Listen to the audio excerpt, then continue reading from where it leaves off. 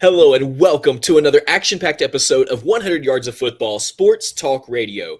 I'm your producer, Jeremiah Long, and joining me to talk about Roger Staubach from Navy, from the Cowboys, one of the legends that we like to bring to you, and the reasons we'll bring to you will become evident when you hear the amount of knowledge and depth from our two hosts, our founder, Mr. Vincent Turner, and a legend himself, Mr. Harper LaBelle. How's it going? How's it going, Vincent? Hey, going outstanding today, man. Couldn't be more proud, couldn't be more happier to talk about maybe the most powerful person in Cowboys football history, Mr. Roger Staubach. If you're not a Cowboys fan and you don't know who this guy is, I feel awfully, awfully sorry for you. Absolutely. Back to you. And how do you feel, Mr. Harper LaBelle? Well, I have to admit that the man to my right here, as our viewers, this is one of the first heroes that this young man had, and for obvious reasons. Roger Staubach was a difference maker. I think in the world of football, Johnny Unitas was the first to be a media darling and to win some big games on television in a game that was expanding. Obviously, the 50s was the era of Unitas. The 60s was Bart Starr. You had Otto Graham. You had a couple of others that were in that place, but really the late 60s and the majority of the 70s belong to the man that we're going to talk about today.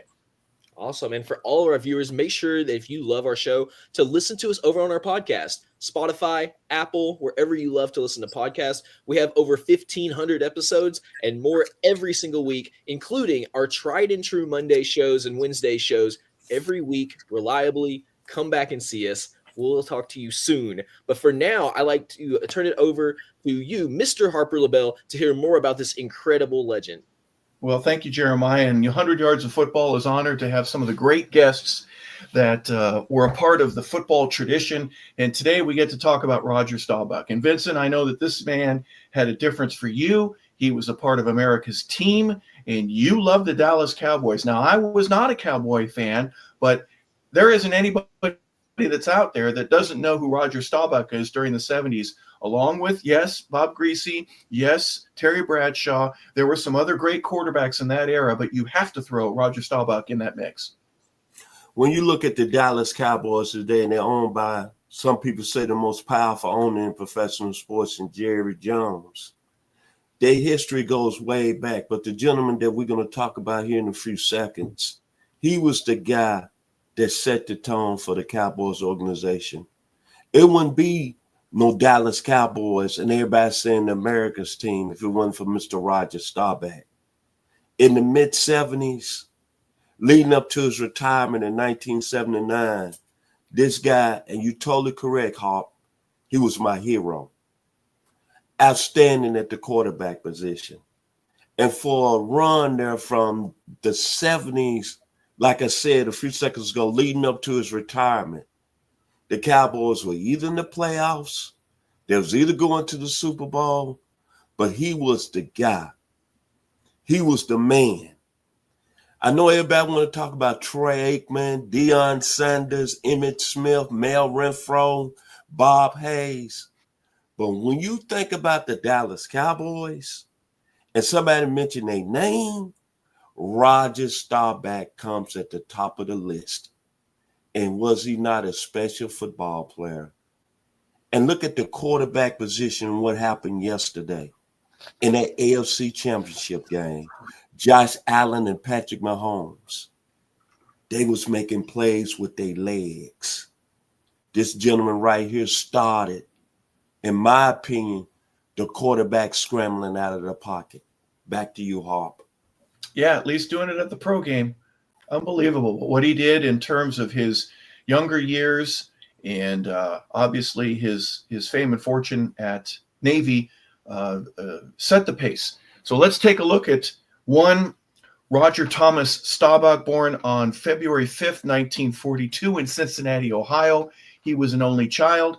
His mother, Elizabeth, was the secretary for General Motors, and his father, named Robert, was a shoe and leather salesman. So rather humble beginnings, but he went to Purcell High School in Cincinnati, Ohio, and he was predominantly a baseball player. Didn't play basketball, but didn't play football until a football coach there saw him and noticed his arm strength. He was a pitcher and an outfielder in high school. And the football coach said, hey, would you mind coming out for the team? So he does. His senior year, in the very first game that he had, he leads his team to a comeback victory, come from behind, and he throws a touchdown pass to help Purcell win their first game. And he said after that game that his life had changed. Years later, he was interviewed, and someone asked him about what it was like his senior year of high school. He goes, if I didn't win that game, we had another quarterback that was set to play, and he would have. And you'd be talking to him right now and not me.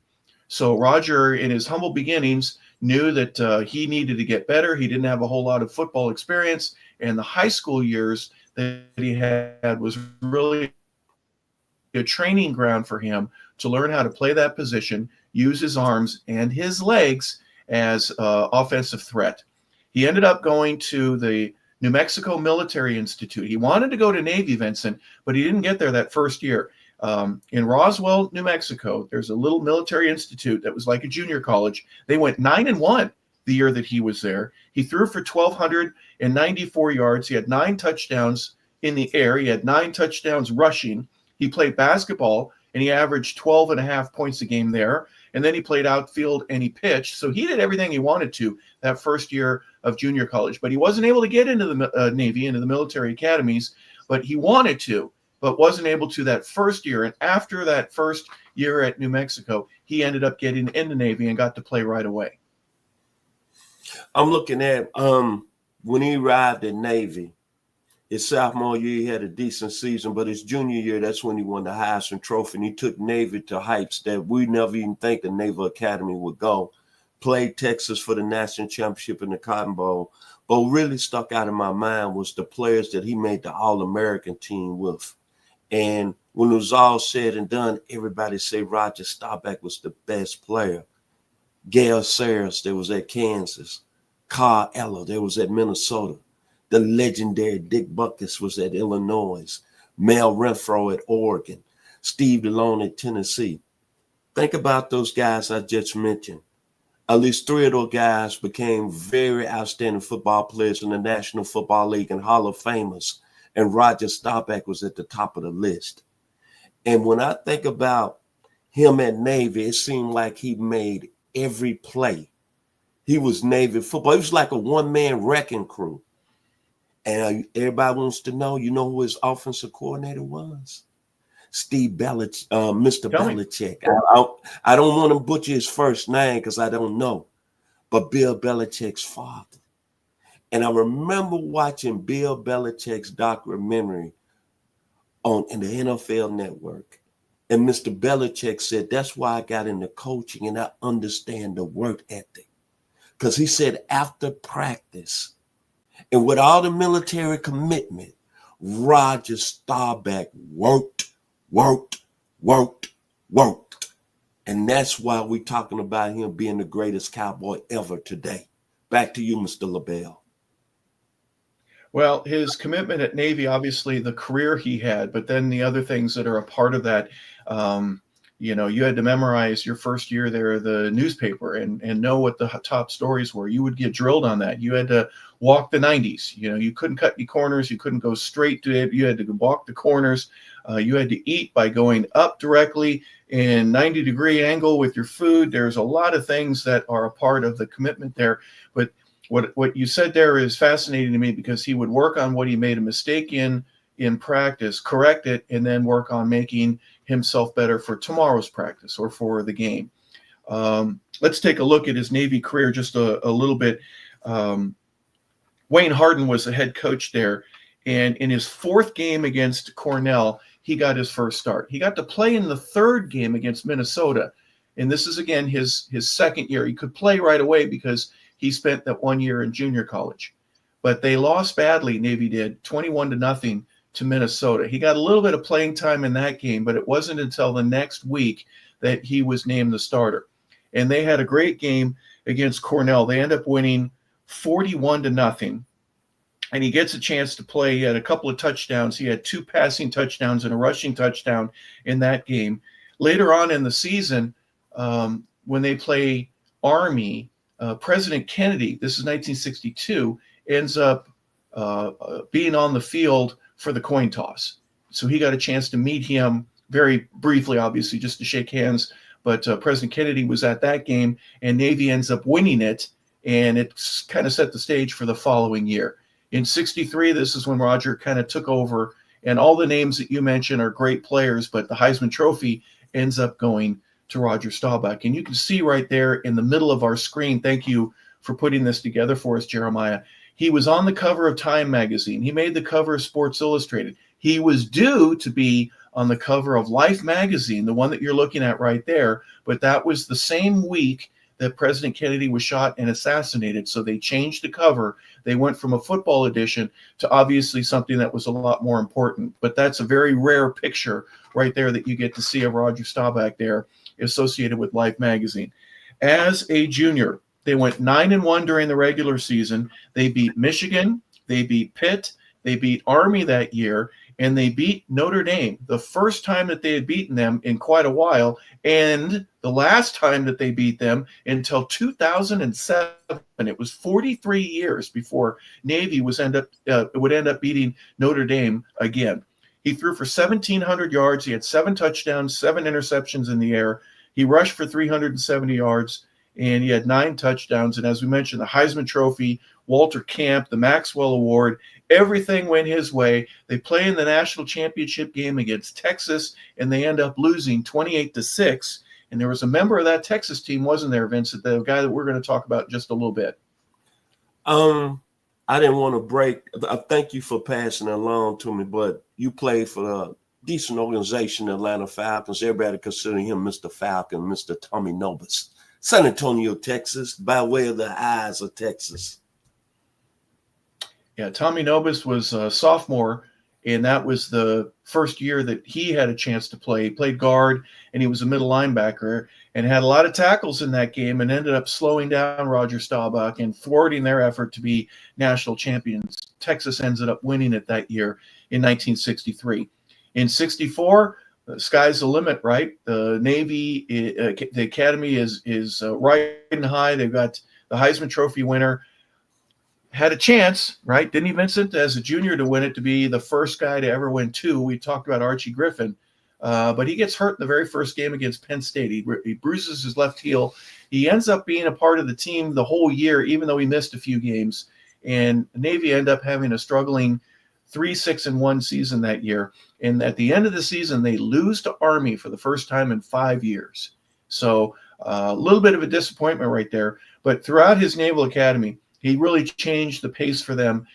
They obviously, along with Army in the 40s and the early 50s, were the place to be for football, and he kind of brought that back for them. And it was in a place where really they haven't been up until recently since, in the spotlight, playing in big games, and being a part of that national championship chase. When you look at it and look overall at the Navy college football history, Navy's not had a lot of great seasons. But this past year, we was talking about Navy in the national championship realm. But when you look at Navy and you think about even their success this year, it still brings you back to the memory of Roger Staubach. He was the guy, you're right, Hart, that set the tone for them as being a power back in the 60s on the national level. And think about when Mr. Staubach, when he won the Heisman that year, and think about some of the college football players that was on the scene. There was a man down in Alabama who was a favorite going into that year to win the Heisman his junior year out of Beaver Falls, Pennsylvania, and they called him Broadway Joe. On Broadway, Joe Namath. A lot of people don't understand that, but he won that trophy over some very serious talent. One of them was Mr. Joe Namath. Back to you, Hart. Yeah, well, at the end of that senior year, he ends up with his commission having to serve for an additional 4 years. That's part of your commitment with the Naval Academy. But right after that Army game that they had, he ends up being drafted. And the Dallas Cowboys end up picking him in the 10th round. He was also selected by the Kansas City Chiefs, and he couldn't play. Kansas City drafts him as a future player, as does Dallas. And Tex Schramm had a real interest in him. But he also knew, he goes, well, we're going to draft him. We're going to waste a pick on him so that we have the rights to him, although we know he's not going to be able to play for a couple of years. Now, Roger ended up with his commission. They find out that he's colorblind, and because of that, he couldn't go into the same type of active service as several of the other soldiers that were overseas in Vietnam. He wanted to go to Vietnam, but he couldn't participate in the battlefield aspect of it. He was relegated to a supply outfit. He would make sure that everybody had the shoes that they needed and the food and all that kind of stuff. And that was during 1966. He served 1 year in Vietnam, and he returned back to the States in 1967 and spent the rest of his time in the States. And it was in 1968, he still had one more full year to go, that he was invited to go to training camp and to take all his leave time and go to Dallas and learn the playbook and go to a rookie camp. And he decided to do that. And that turned out to be very favorable for him. It kept the spark alive. There's pictures of him throwing a football while he's still wearing his uniform with the Navy in a real casual thing. And he played in a couple of leagues that, the Naval Academy had, and they play against other bases, but tried to keep himself in shape. But it wasn't until 1969, when he was free from his commitment and his duty to the United States, that he was finally able to join the Cowboys and vie for a spot on that team. So a very interesting 4-year wait. And many would say the best 4 years of his life were spent not playing for the Dallas Cowboys, but he ended up being a 27-year-old rookie. The one thing I respect about Roger Staubach, he went in there, as you just mentioned, as a 27-year-old rookie. And a lot of people don't understand that he had a battle with Craig Morton, who's a highly decorated quarterback that the Cowboys took years earlier from the University of California. And I think it was during the time when Mr. Staubach played his first 2 years that him and Mr. Morton were alternating series, or they were alternating plays. And after 2 years, Mr. Staubach, this was, I think, the most critical point in his career. He went to Coach Tom Landry and said, either play me or I want to be traded. A lot of people don't know that. And they decided to go with Mr. Roger Staubach. And they traded Craig Morton, I believe, to the Denver Broncos. And then he had another battle. Clint Longley, remember him, the Mad Bomber? Had that really outstanding Thanksgiving game. And then I think the following year in training camp, they got in a fight. And Mr. Longley sucker punched Mr. Staubach. But after that time, I think everything really fell into place for the man I call Mr. Dallas Cowboy. Because the first 2 years after he came back from the Navy and he was alternating with Craig Morton, Tom Landry was alternating them on plays, man. Can you imagine that? And then Mr. Staubach said at 29 years old, look here, man, you got to play the best guy. And then, of course, the years go, the Dallas brand goes up. We know about Roger winning the 1972 Super Bowl, one of the greatest days for myself being a 12-year-old. Got a nice vanilla milkshake with some nice coconut cake that day. Then, really, to me, Harper, this is the play that changed his career and really put him up at the top. December the 28th, 1975. You all know about it. Harper, you know where I'm going. The Hail Mary against the Minnesota Vikings. Drew Pearson, I believe 20-some seconds to go. That, to me, took the Cowboys to another level. That game, December 28th, 1975, and I don't have to repeat it. And the reason I say that 1975 team had 12 rookies that made the Cowboys squad that year. Hollywood Henderson, Randy White, Randy Hughes, Herbert Scott, and I got to end it and give it back to you, Harper LaBelle, the man from the 901, Nelside High School, Tennessee State University, Mike Heckman. Back to you, Mr. LaBelle. Well, what an amazing group of names that you mentioned there. And it started with the Cowboys when he gets there back in 1969 with Walt Garrison. And Calvin Hill was a new player that they had just brought in. There were Craig Morton, as you mentioned. The Cowboys win the championship or get to it and play Green Bay in those early years, but they started out, they were a rough and tough little expansion team that kind of struggled up until about 64, 65. Landry starts getting the lineup a little bit different, and from that point on, the Cowboys, as you mentioned earlier, playoffs. Every year they were advancing. They were getting to where they needed to be. His rookie year, that would have been 1969. They end up going to Cleveland and lose a playoff game to the Browns. And the following year, in 1970, they lose to Baltimore in Super Bowl V. They get there, but they lost 16-13. That was the game where Jim O'Brien kicks the field goal. There were only 3 seconds left on the clock. It was a very short field goal, and that's still when the goalposts were right there on the goal line.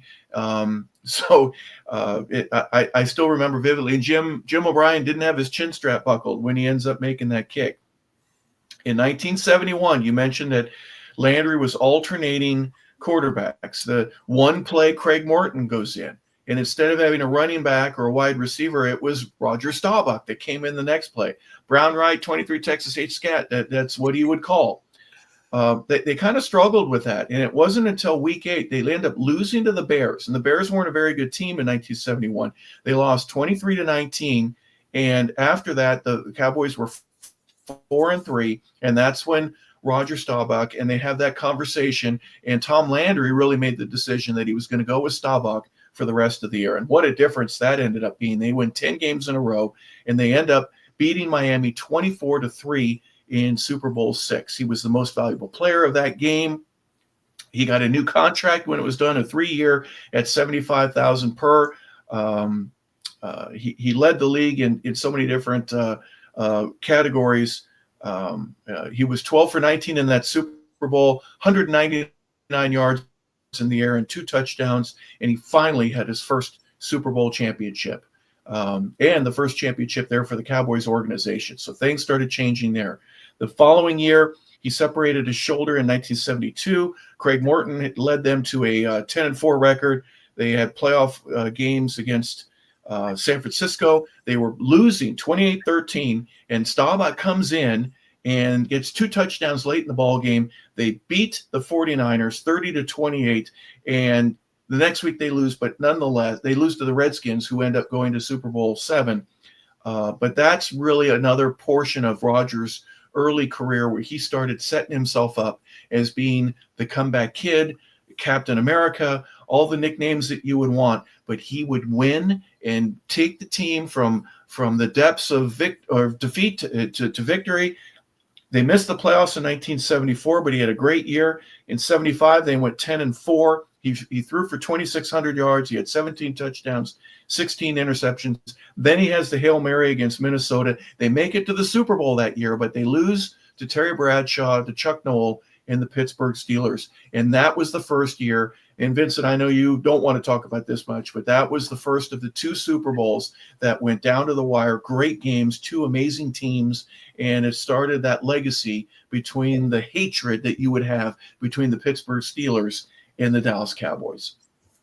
If you was let's say a football fan during that time, I would say from that time you just mentioned, from 71 up to the time I attended college my first year, 78, there was no question about it. You was either a Cowboys fan or you was a Steelers fan. And there was 2 franchises that had just so much players that just people just fell in love with, man. And then when they met up, the one thing that used to irritate me and Harper, here you go again, you're throwing shots, is that Pittsburgh used to beat Dallas up physically. And that was the only thing that upset me. But you're talking about a great time, 2 great quarterbacks, Terry Bradshaw, we want to give him kudos today. Outstanding time in the 70s. And as I tell this story, the Cowboys won the Super Bowl my senior year in high school. I remember a lot of my friends were over at the house, and I remember that football team, Robert Newhouse, Preston Pearson, Billy Joe Dupree, Too Tall Jones, Randy White and Harvey Martin winning co-MVPs that year. And I remember Roger going back and throwing that pretty bomb on the dime to Butch Johnson, and Butch Johnson making that outstanding catch. Then coming back the following year, as I said, I was a true freshman.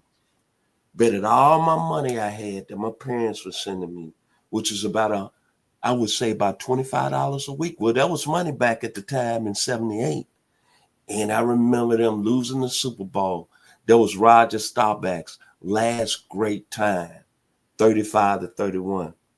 But when you're looking at a football player, man, a hero, a guy that we call the American hero, a man of courage, a man of the hour, a man that braved many people, and a man that was loved by many people.